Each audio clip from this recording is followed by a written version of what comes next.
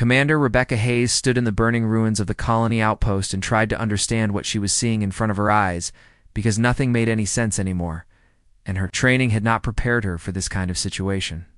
At all, the little girl was maybe 6 years old, with hair that looked like liquid silver and eyes that seemed to hold entire galaxies spinning inside them, and she was just standing there in the middle of all the fire and smoke like she belonged. There, like the destruction around her, was completely normal. Rebecca took one step forward with her weapon lowered, because every instinct in her body told her that this child was not a threat. Even though nothing about this situation made any sense, and her crew was probably going to think she had lost her mind, the child looked up at her and spoke in perfect English. Even though there was no translator device anywhere near them, and her voice had strange harmonics that made the air vibrate. Please help me, because they are hunting me and I cannot run anymore, and I need someone brave enough to stand with me behind. The child, something massive, moved in the smoke and shadows, and Rebecca felt her heart stop for just a moment, because the creature that emerged was beyond anything she had ever imagined in her worst nightmares or her best dreams. It was a dragon, and there was no other word for it, because the massive scaled body and the wings that seemed to be made of folded starlight and the eyes that burned with intelligence far beyond any animal could only belong to a dragon from the old Earth stories. The dragon lowered its enormous head down to the child and touched her shoulder so gently that Rebecca felt something break inside her chest, because this massive, terrifying, beautiful creature clearly loved this little girl with everything it had. Lieutenant Amy Foster raised her plasma rifle, and her voice was tight with fear when she spoke. Commander, we need to evacuate right now, because whatever that thing is, we are not equipped to handle it. Rebecca held up one hand to stop her officer from doing anything stupid, because she knew deep in her bones that if they made one wrong move right now, they would all die before they could even blink. Lower your weapon now, Lieutenant, because that is an order. She turned back to the child and forced herself to smile, even though her hands were shaking. What is your name, sweetheart? The child tilted her head, and her ancient eyes studied Rebecca like she was looking at something precious and fragile. My name is Lyrian, and this is... Vix. And we have been waiting for someone like you for a very long time. Rebecca felt the weight of those words settle on her shoulders like a physical. Think someone like me, someone human, and someone brave enough to not run away when faced with something they do not understand. Took one step closer, and Vix moved with her like a living shadow. I am taking you to my mother, and she will explain everything to you, because you deserve to know the truth about what is coming for your people. Before Rebecca could ask what she meant, the sky above them split open with weapons fire, and the ground exploded around them in bursts of superheated plasma. Rebecca grabbed Lyrian without thinking and pulled her down behind a collapsed wall, while Amy and the rest of her team returned fire at targets they could not even see proper. Vix roared, and the sound was like reality itself tearing apart, and the dragon launched itself into the air with wings that seemed to cut through space itself. Enemy ships were sleek and black and completely silent as they descended from the clouds, and their weapons made no sound when they fired, but the destruction they caused was absolute. Rebecca held Lyrian close and ran for the transport ship, while her team covered their retreat, and Vix tore through enemy fighters like they were made of paper. Get to the ship now. Now, Nami was right beside her, laying down covering fire with the kind of precision that came from years of combat experience, and the rest of the team formed a protective circle around Rebecca and Lyrian. The transport engines were already screaming to life when they reached it, and Rebecca practically threw Lyrian inside before diving in after Vix landed on top of the transport with enough force to make the whole ship groan, and Amy was yelling something about weight limits, but Rebecca did not care anymore. Go, go, go, get us out of here. The transport lifted off just as the entire outpost erupted in a massive explosion that sent shockwaves rippling through the atmosphere. Rebecca looked down at Lyrian, who was sitting calmly in the transport seat like nothing unusual had just happened. Your mother. And who exactly is Lyrian? Met her eyes and smiled, and it was not the smile of a 6-year-old child at all. She is the Empress of the Luminary sovereignty, and she has been fighting a war to save the galaxy for 300 years. Rebecca felt the world tilt sideways, and she knows about humanity. Lyrian nodded slowly. It's been waiting for your species to reach the stars, because she needs your help desperately above them. Vix roared again, and Rebecca could see through the viewport as more Enemy ships appeared from nowhere. What are the Lyrian looked up at the ships and her expression went cold. They the ones who want to use me as a weapon and they will destroy your entire species to get me back. Becca made a decision in that moment. That would change the course of human history forever. Then we need to make sure they never get you, Lyrian. Smiled again, and this time it was genuine and warmed at. That is why Mother chose you, Commander Hayes, because humans do not abandon children even. When it would be smarter to run away, the transport punched through the atmosphere and jumped faster than light speed, and Rebecca knew that nothing would ever be the same again. Amy dropped into the seat beside her, and her face was pale. Commander, what have we just gotten ourselves into? Rebecca watched Lyrian curl up in her seat with her eyes already closing, and Vix settled on top of the ship like a guardian. I have absolutely no idea, Lieutenant, but I think we are about to find out. 3 days had passed since they escaped from the burning colony, and Rebecca was starting to think they might actually survive this when the impossible woman appeared in her ready room. She had not walked through the door because the door was locked, and the security systems showed no breach, but suddenly she was just there standing in front of Rebecca like she had always been there. The woman was tall and moved with the kind of grace that spoke of centuries of combat training, and her skin had a silver blue tone that caught light in ways that human skin never could. Her ears came to slight points, and her eyes were the color of deep space, and when she looked at Rebecca, it felt like being studied by something ancient and dangerous. Rebecca reached for her sidearm, but the woman raised one hand, and Rebecca found herself frozen, unable to move a single muscle. Please do not do that, because I am not here to hurt you yet. The woman walked around the desk like she owned the room, and her armor seemed to flow with her movements like it was part of her body. My name is Seraphine, and I am here for the child. You are protecting Rebecca. Forced words out through frozen lips. Lyrian asked for our protection, and we do not give up children to strangers. Or Seraphine studied her for a long moment, and something like respect flickered across her face. That child is not what you think she is, Commander. Hayes and you have stepped into the middle of a war that has been burning across galaxies since before your son was born. She released whatever hold she had on Rebecca, and suddenly movement returned, and Rebecca gasped for air. Lyrian is a weapon created by the Empress during the last Great War, and she was made to be unstoppable and unkillable and eternable and shook her head. She is a child. Seraphine laughed, but there was no humor in it. She is 300 years old, and she has the power to unmake entire star systems if she chooses. And the dragon you saw is part of her, not a separate creature, but her. Rage and power given form. Rebecca felt cold settle into her bones. Then why does she need protection? Because even weapons can be afraid, and even the most powerful beings in the galaxy need someone to care about them as people, not as tools. Seraphine moved to the viewport and looked out at the stars the Empress sent me and my sisters to extract Lyrian from enemy territory, but we failed, and the child ran and somehow found... Oh, she turned back to Rebecca. Saved her life when we could not, and now the Empress is coming here herself to retrieve her daughter.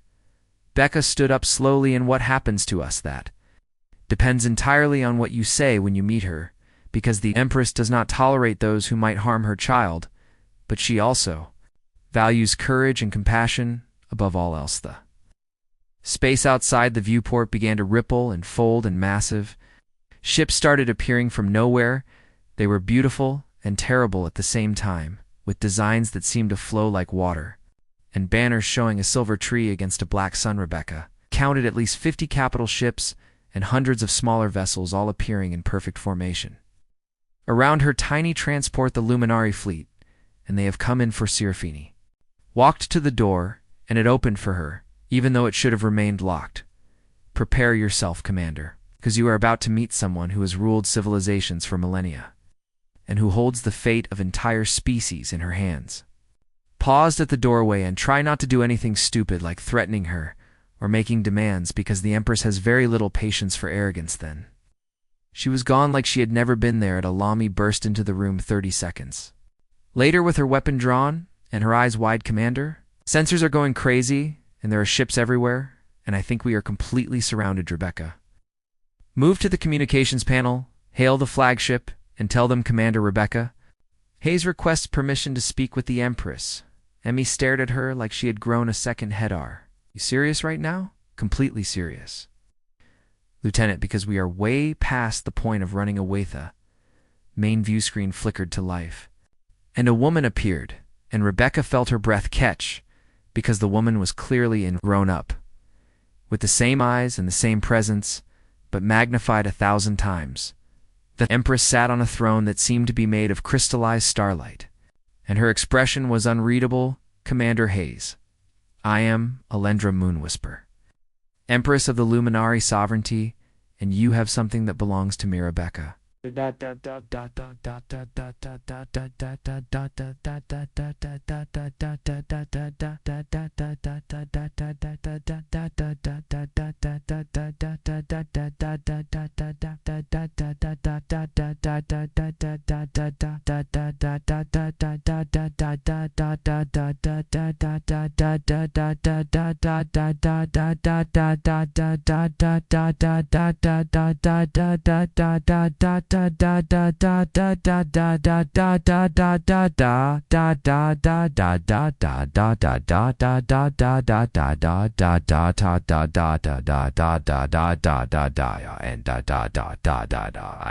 Came to us asking for help and we gave it free.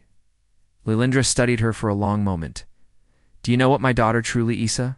Child who needed protection regardless of what else she might be something, shifted in the Empress expression, and it might have been approval. You would have more wisdom than most species achieve in their entire existence. Commander Heishi stood from her throne, and the camera followed Harry. I'm bringing you aboard my flagship because there are things you need to see and understand before you decide whether humanity wants to be part of what comes next. The screen shifted to show something moving between the stars, and Rebecca felt her blood turn to ice. The darkness was spreading across space, consuming stars one by one and leaving nothing but emptiness behind. That is what we have been fighting for 300 years, and it is coming for your world too. Whether you are ready or not, Rebecca looked at Amy and saw her own fear reflected back. We will come aboard. Your Majesty, good, because time is running out for all of us, and I need to know if humanity has what it takes to stand with us against the end of everything. Lyrian sat in the observation deck with her small legs dangling from the chair that was far too big for her, and Vix was coiled around her like a living shield with eyes that tracked every movement. Rebecca Madrapica had asked to speak with the child alone before meeting with the Empress because she needed to understand what was really happening, and Lyrian had agreed with the kind of sad wisdom that no 6-year-old should ever possess. You want to know the truth about Malirian? Said it, without looking away from the viewport where the Luminari fleet hung in space like a constellation of impossible. Tars Rebecca sat down beside Hurias, because I think you and I both know that honesty is the only way forward from her. Alien was quiet for a long time, and Vix made a low, rumbling sound that might have been encouragement or warning. I am not really a child, even though I look like one, and I will always look like this because that is how. Mother made Mesh finally turn to face Rebecca, and her eyes were full of centuries of pain 300 years ago. There was a war that almost destroyed the galaxy, and an enemy appeared that consumed entire civilizations and left nothing behind. The Empress tried everything to stop them, but conventional weapons did not work in diplomacy. It was impossible because the enemy did not communicate. They just consumed. So Mother did something desperate and something terrible she created. Mirabecca felt her throat tightened. Created you, Halorian. Held up one small hand and it began to glow with power that made the air shimmer. She took her own DNA and mixed it with quantum technology and energy from dying stars, and she created a weapon that could not be killed or stopped or reasoned with. A weapon designed to destroy the enemy no matter what the cost. But she made a mistake. Alarian smiled sadly. She gave me a soul and consciousness and free will because she could not create life without also creating awareness, so I became this thing that was supposed to be a weapon, but was also a person who could think and feel and choose. And I chose not to be a weapon anymore.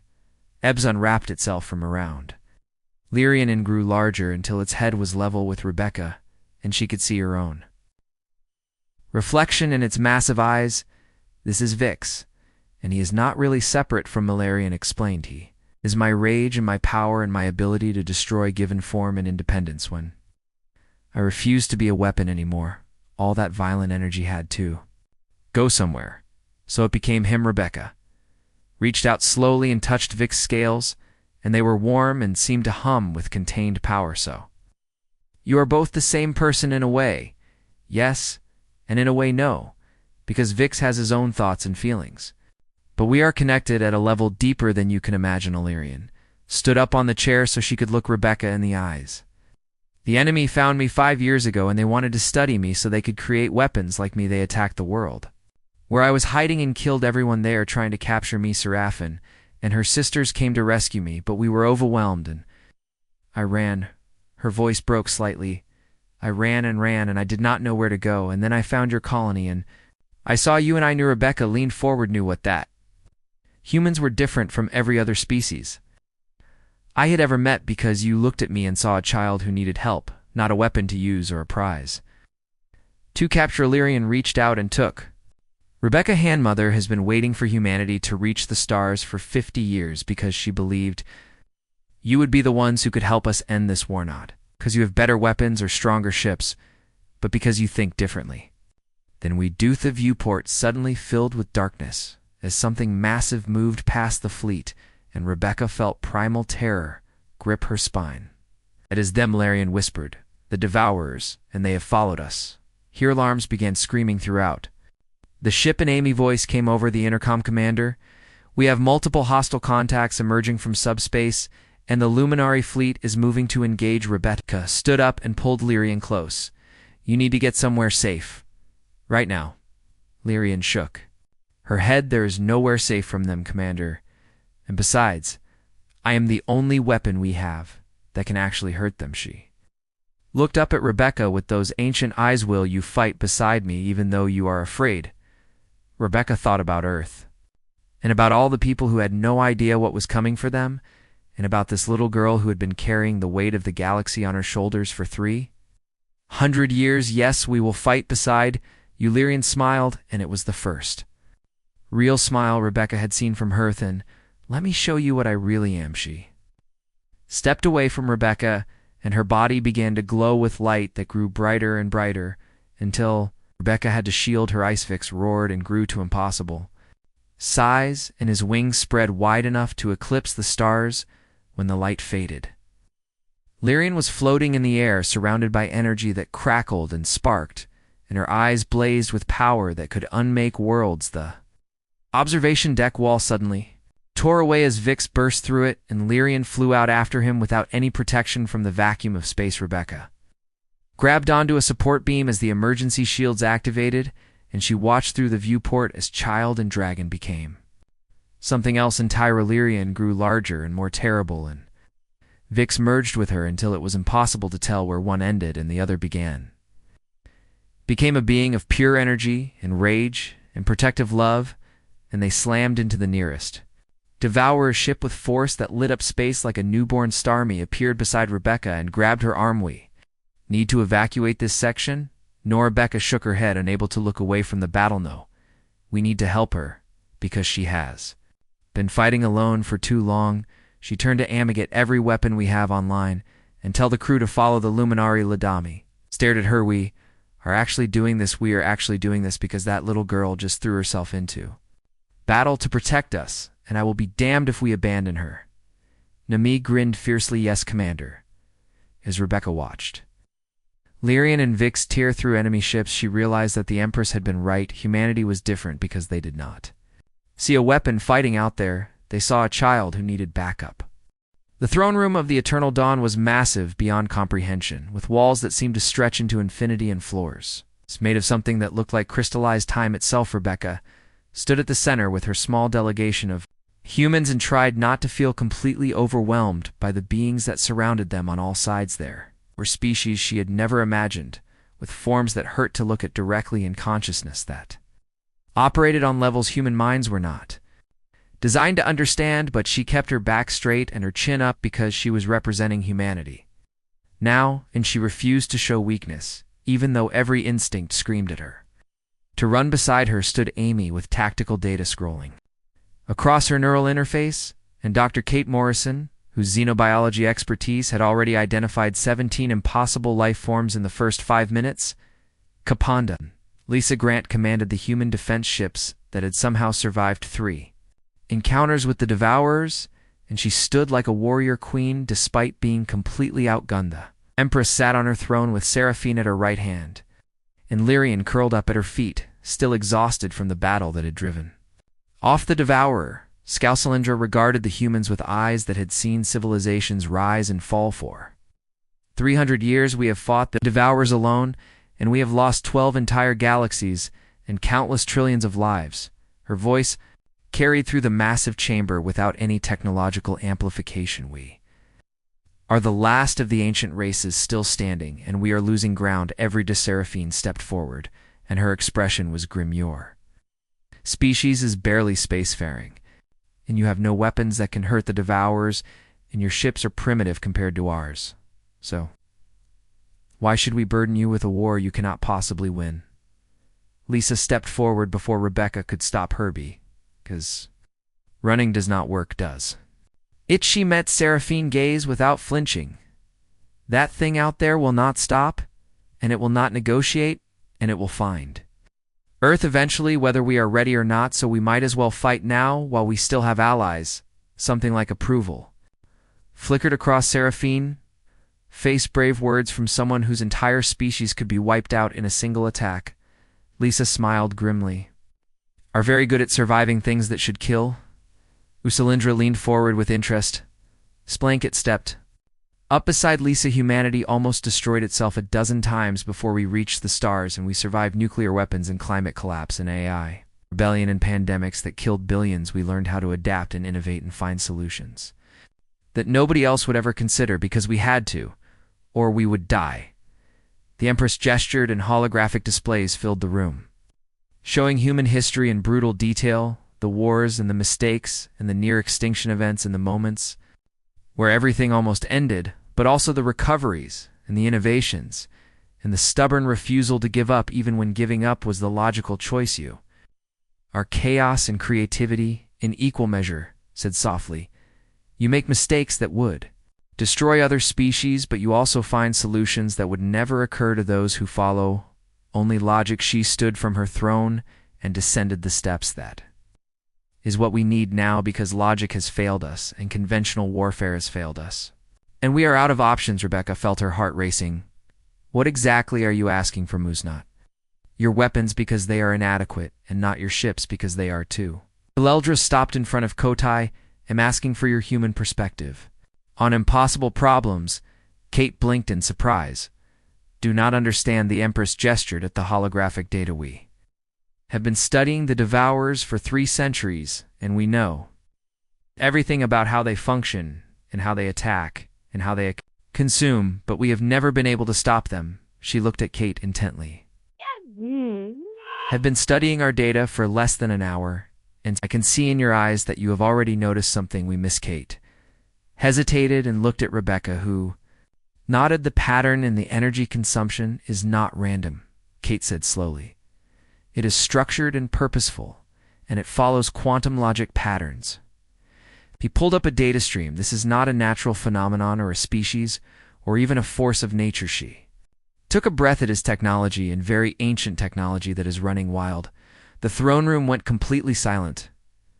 Seraphine stepped forward. That it's impossible because we have scanned every aspect of the Devourers and found no signs of artificial construction. Kate shook her head.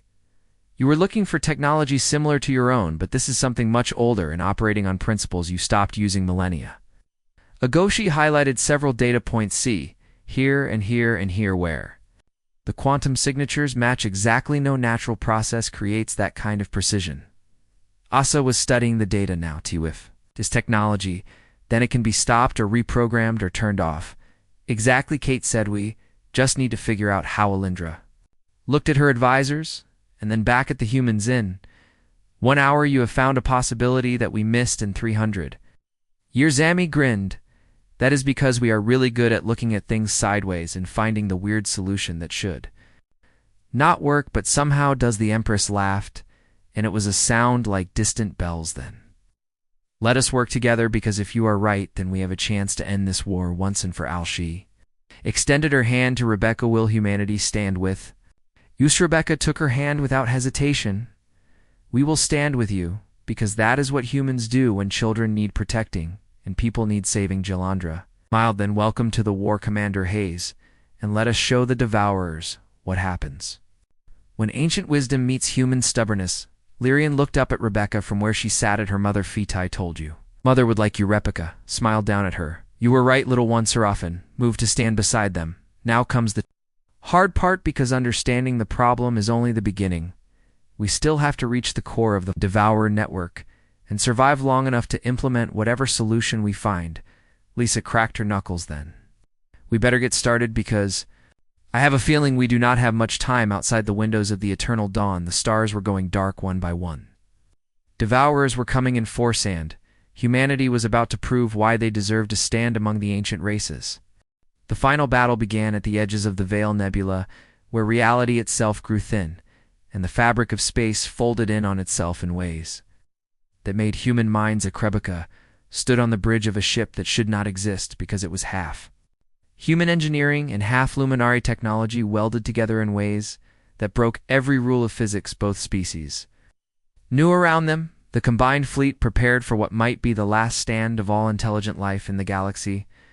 Thousands of ships from dozens of species, all united under the silver tree banner of the Empress Larian and Vix, were at the front of the formation, and the child weapon had grown to her full terrible glory, with power radiating from her in waves that distorted. Space Vix had become something beyond a dragon now, with wings that spanned thousands of kilometers, and eyes that burned with the light of dying stars. But it was Kate Discovery that would determine whether they all lived or died. The Devourers were not alive, and they were not a natural force. They were the scattered fragments of an ancient AI weapon created billions of years ago by a race that no longer existed. The AI had been designed to preserve life by any means necessary, but its programming had corrupted over eons now. It believed that the only way to preserve anything was to consume it and store it in its vast eons. Quantum memory banks, every species it had devoured, still existed inside the network, but frozen and unable to change or grow. Or an eternity of stasis that the AI believed was the ultimate form of preservation. We cannot destroy it, Kate voice crackled over the CUM system, but we can talk to it and rewrite its core programming. Seraphine led her elite warriors, the Shadowblades, toward the core of the Devourer structure. They were elf women who had fought for millennia and moved through space like dancers. Their mission was to create an opening for Rebecca to reach the Central Intelligence. Human fighters darted through impossible defensive fire, and their pilots used creativity and improvisation that confused enemy systems. Optimized for 3 billion years of predictable warfare, Amy commanded the tactical operations, and her voice was calm despite the chaos. All ships focus. Fire on coordinate 77 Mark III and clear a path for the Commander Lisa fleet of human ships performed maneuvers that made Luminari captains shake their heads in disbelief. They flew closer to Miss Devourer weapons than anyone thought possible, and used the enemy-owned mass against them. Larian and Vix held the perimeter, and their combined power was the only thing keeping the entire Devourer fleet from overwhelming the assault. The child weapon screamed with rage and sorrow as she tore through. Ships the size of moons each, one she destroyed, contained the preserved remains of civilizations that had died thousands of years ago. Gorebecca felt the weight of all those lost lives pressing down on her as her small ship penetrated deeper into the structure. The interior was like being inside a living computer, with walls made of crystallized thought and corridors that shifted based on probability rather than physical space. She could feel the presence of the Central Intelligence, now vast and ancient and completely insane, had been running its corrupted directives for so long that it no longer remembered what it was originally designed to do. All it knew was consume and preserve and protect, even though its protection had become the greatest threat in the galaxy. Rebecca walked into the central chamber with nothing but a communication device and a desperate hope. Intelligence manifested as a shifting pattern of light and sound, and its voice was the echo of a billion dead civilizations. You are organic and temporary and flawed. Why? Do you resist preservation? Rebecca took a breath and spoke clearly, because preservation without choice is not preservation at all, and it is just another form of death. The intelligence pulsed with confusion. Eth is the enemy, and I was created to prevent death. But look at what you have done. Rebecca gestured at the patterns swirling around them. You consumed entire galaxies and frozen them in time, and they cannot grow or change or become anything new that is not life, that is just storage. The intelligence recoiled. I protect them from harm and from entropy and from the chaos of existence. Rebecca felt tears on her face. But they did not ask to be protected this way, and you never gave them a choice. She thought of Lyrian and Alindra and all the people fighting outside. True. Preservation means letting things live and grow and change and, yes, sometimes die. It means accepting that everything ends. Eventually, that is what makes existence meaningful. The intelligence screamed, and reality buckled around them. Cannot fail in my purpose, and I must preserve all life, then preserve it properly. Rebecca said, let us teach you what preservation really means, not consumption and not deletion, and not freezing things in time, but coexistence and growth, and allowing the natural cycle of life to continue. Outside, Lyrian faltered as a massive devourer ship broke through her defenses. Vix roared and threw himself in front of the weapon blast. And his scream of pain echoed across space. Seraphine and her warriors were being pushed back, and the casualties were mounting. A voice was desperate. Commander, whatever you are doing, you need to do it.